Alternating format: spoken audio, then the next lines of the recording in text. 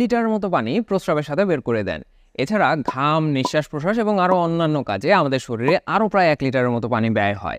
এই যে প্রতিদিন 2.5 লিটারের মতো পানি আমরা ব্যয় করছি, এই পানিটা যদি আবার আপনি পুনরায় ভরে না দেন, মানে আপনি যদি যথেষ্ট পরিমাণে পানি পান না করেন, সেই ক্ষেত্রে আসলে শরীরে কি ঘটে? শরীরে যখন পানির ঘাটতি দেখা দেয়, মানে রক্তে পানির পরিমাণ কমে যায়, তখন ব্রেইন চেষ্টা করে যতটা পারা যায় শরীরে পানি ধরে রাখার জন্য।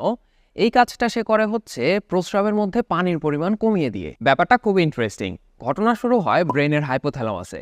এইখানে কিছু রিসেপ্টর থাকে যাদের নাম হচ্ছে অসমো রিসেপ্টর। এই রিসেপ্টররা পানির পরিমাণের উপর নির্ভর করে ছোট বড় হতে পারে। নর্মালি চিন্তা করেন, আপনি যদি এক গ্লাস পানির মধ্যে একটা কিশমিশ ডুবিয়ে রাখেন, এই কিশমিশটা কিন্তু পানি শোষণ করে আস্তে আস্তে ফুলে উঠবে এবং এর যে চামড়াটা আছে, এই চামড়াটা টান টান হয়ে যাবে। আবার এই ফুলে যাওয়া কিশমিশটাই যদি আপনি অনেক ঘন একটা দ্রবণের মধ্যে রাখেন, তখন এর মধ্যে থাকা পানি কিন্তু আস্তে আস্তে বেরিয়ে আসতে শুরু করবে এবং কিশমিশটা পুনরায় চুপসে যেতে শুরু করবে।